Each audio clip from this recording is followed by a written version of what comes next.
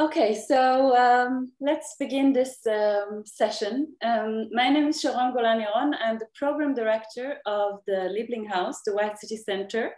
We are a center situated in the heart of Tel Aviv in the White City, and we focus on architecture, urbanism, and conservation.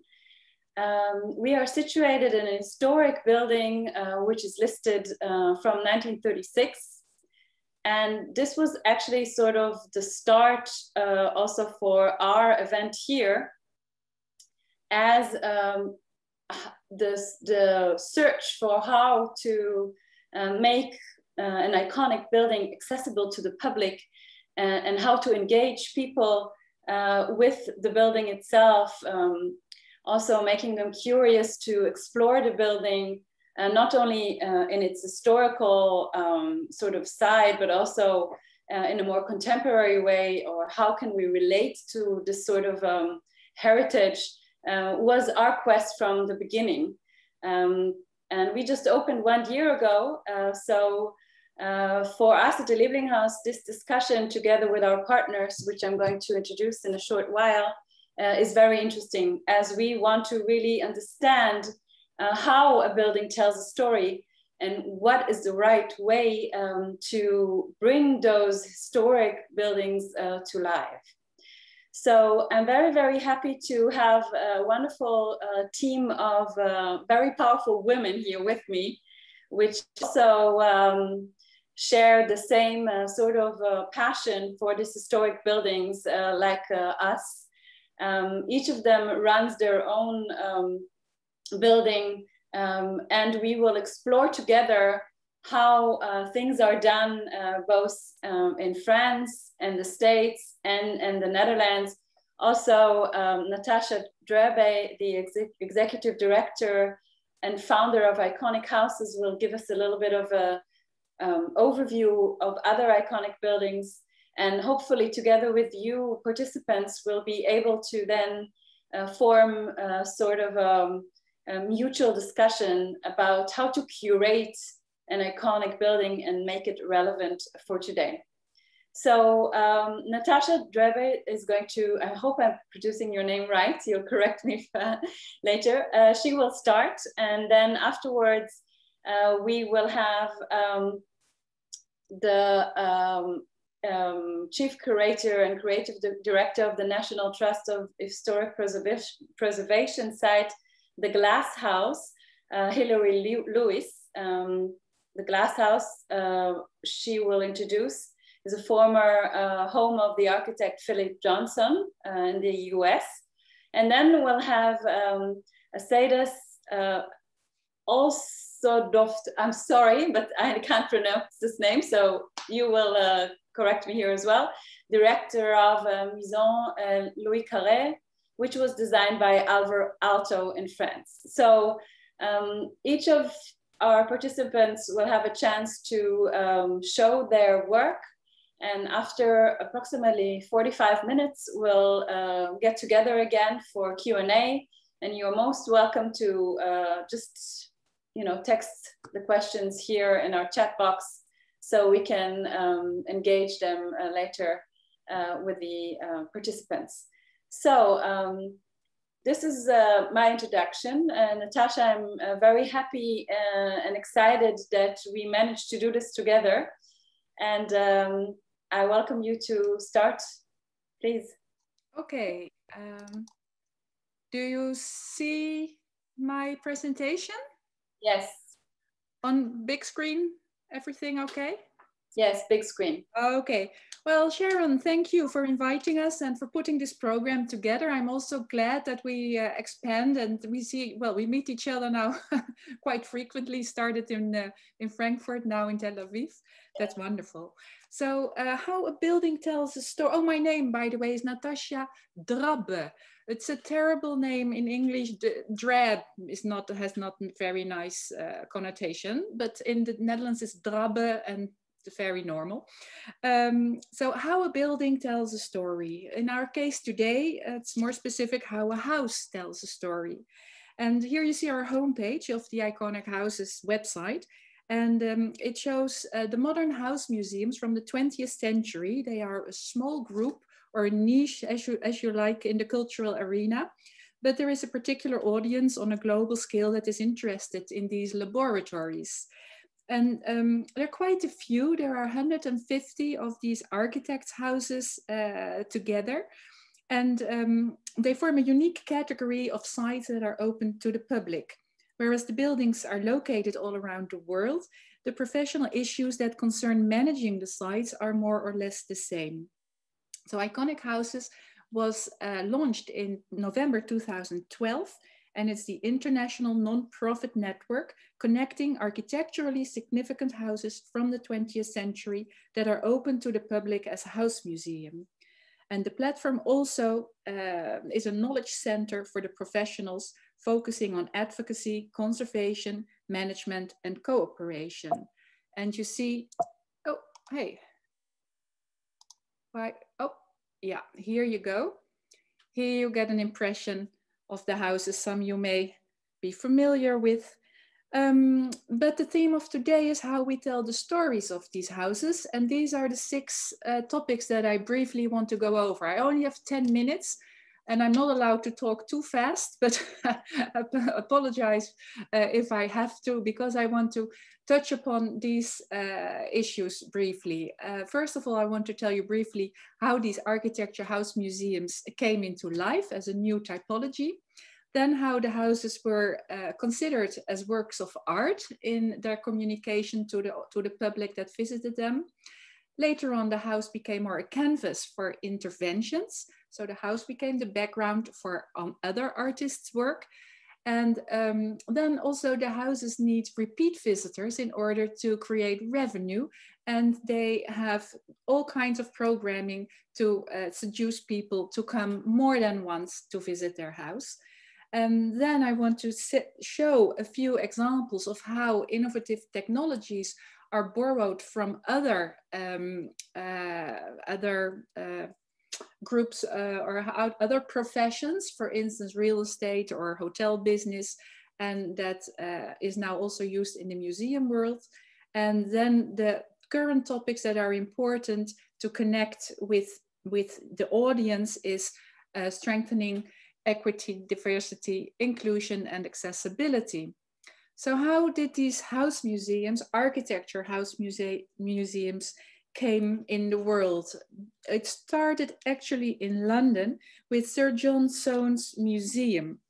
And Sir John Soane was an architect, and his home was a formerly neoclassical home, and it holds many drawings and architectural models of Soane's projects and a large collection of paintings, sculptures, drawings, and antiquities that he acquired over many years. He also taught, and he invited his students to come to his home to draw there. And the museum was established during Soane's own lifetime in 1833, and it remained a museum also after his death in 1837 until today.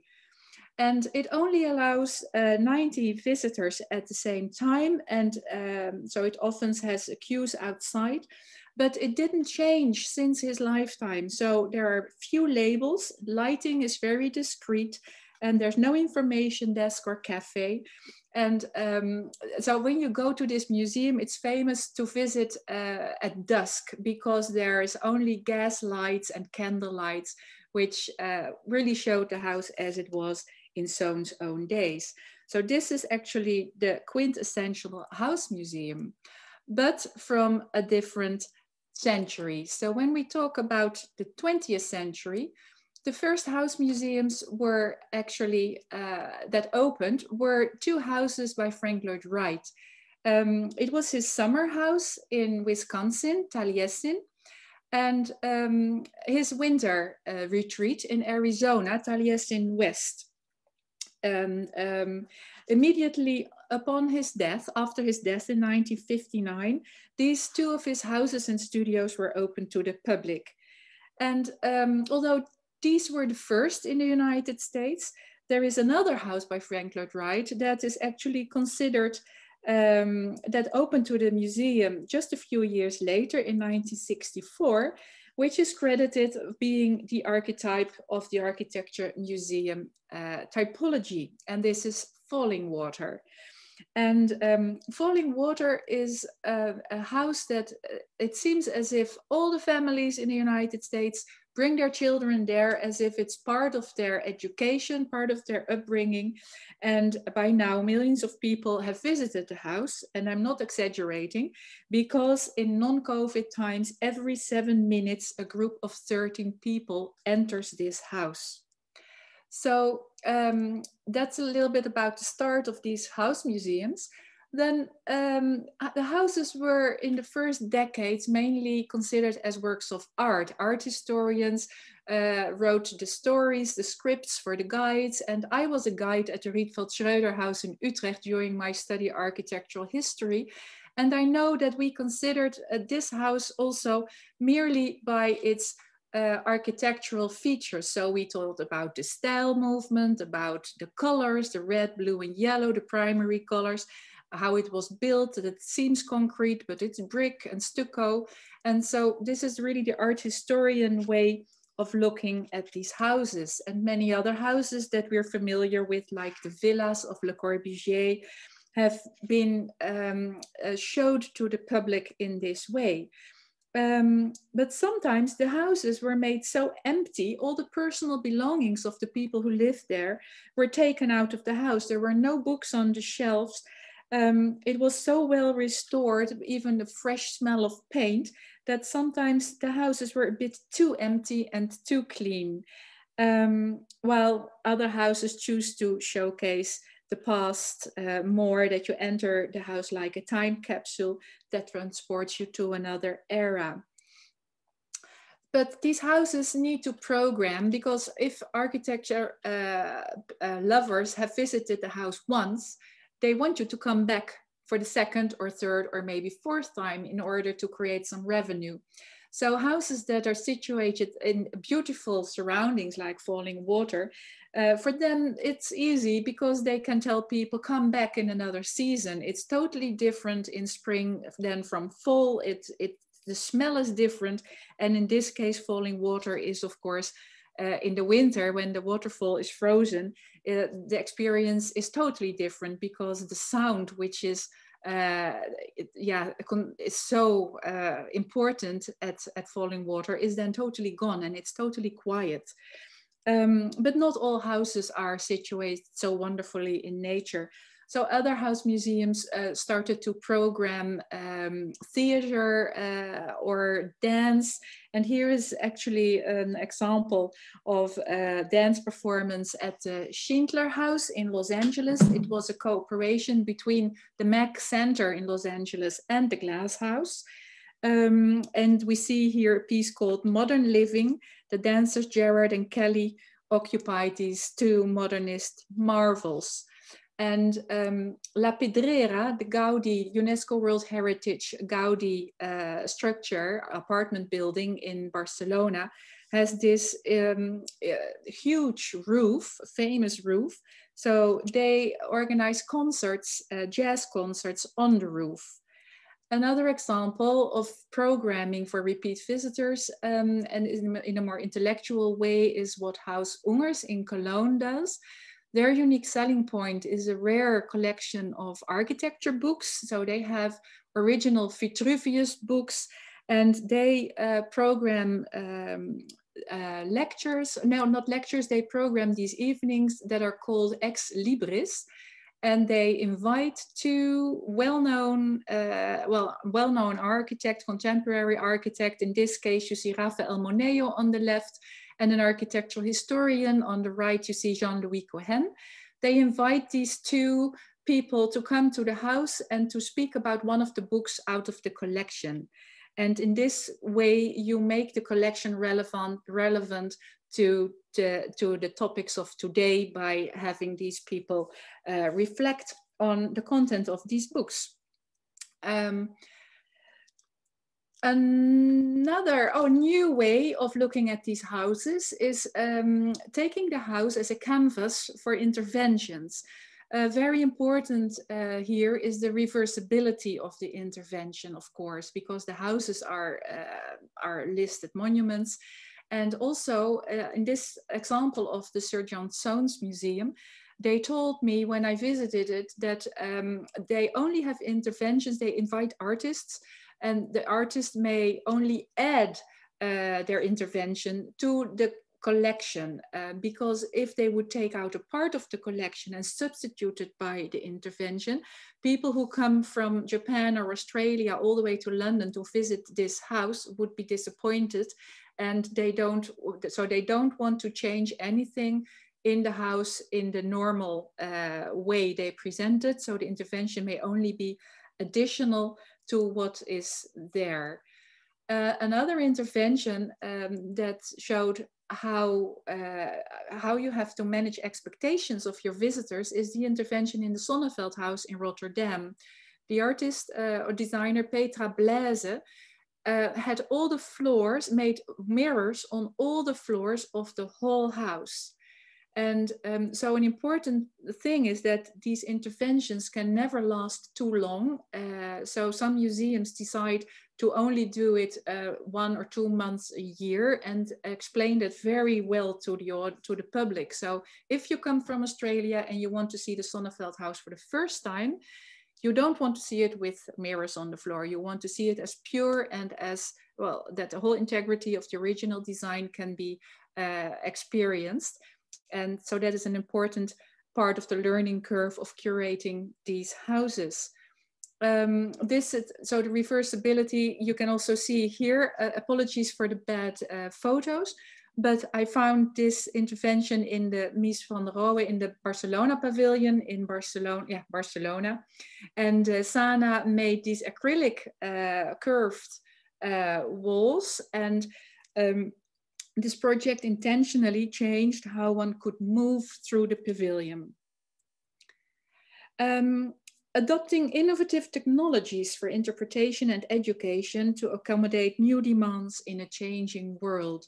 It took a while before also the museum started to use these technologies that were used by real estate agents and also the hotel business, where you can visit, where you can have a 360-degree impression of a house or a room.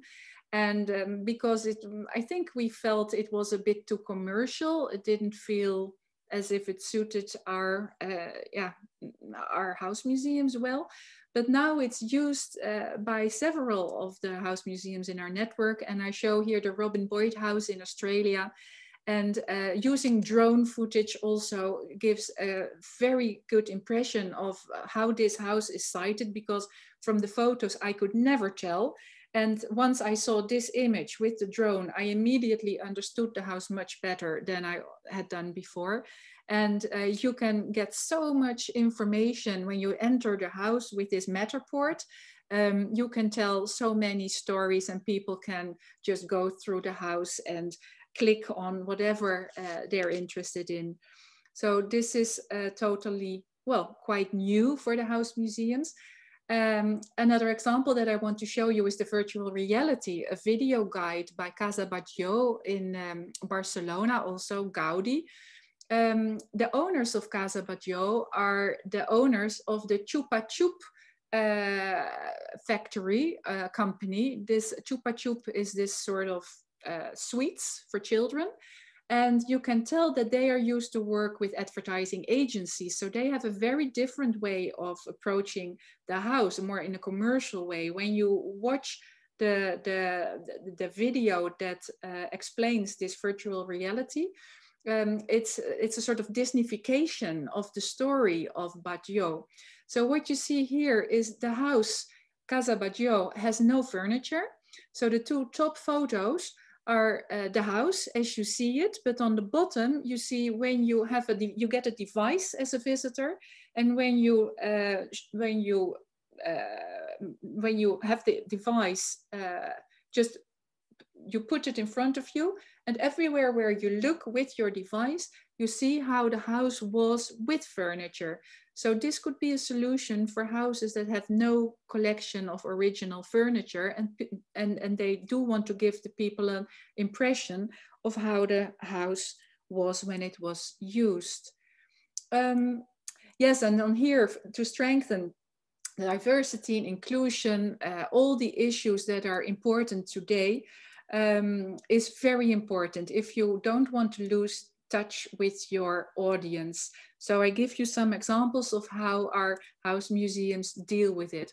Well, first of all, it's great that every year with International Women's Day, there's more attention being paid to the role, to what women did in this architectural field. So there are more books. There's a conference like the conference MOMOWO in 2018 about European women in architecture and design. And this International Women's Day is not anymore a day, but it's more a week and sometimes a month. So, and we also very actively promote the women in our iconic houses collection. Well, they have several roles. Here you see Edith Farnsworth. Without her as a client, we would never have had this wonderful Farnsworth house designed by Mies van der Rohe. And it wasn't easy, as you can tell from the photo on the right. And there are, of course, women architects like Eileen Gray and her Villa E1027 here on the Côte d'Azur, and Lina Bobardi here at her Casa de Vidro in Sao Paulo. But there are also clients like Truus Schreuder-Schreder, who appointed Rietveld to design her house. But she was more than a client. Without Truus and her ideals and the way she wanted to live with her children in this house, this was so unconventional. And without her ideas, Rietveld would have probably never made such a unique house.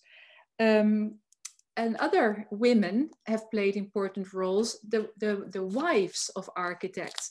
Here we see Dione Neutra, and she was a talented cello player herself. She married Richard in 1923, but she saw his potential, and she decided to devote her life to help him realize it. They formed a symbiotic unit and acted as one person, and her ego needed his success. He did not have the option of not being famous. Otherwise, he feared she might lose interest. Well, there's much more to tell, but I won't do that now. Here we see another important woman, Ise Gropius.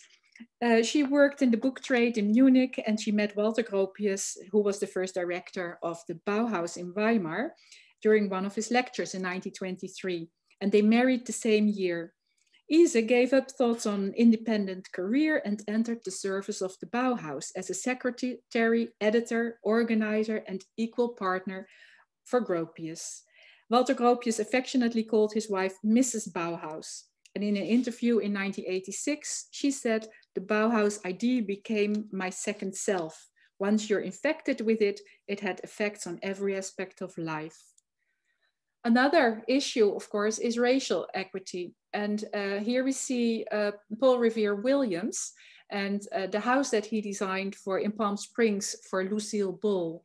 Well, in the 10 years that I've been now actively researching 20th century architects' houses, he is the only architect of color that I have in my database. There's not much we can help to promote it, especially since none of his houses are, as far as I know, a museum yet.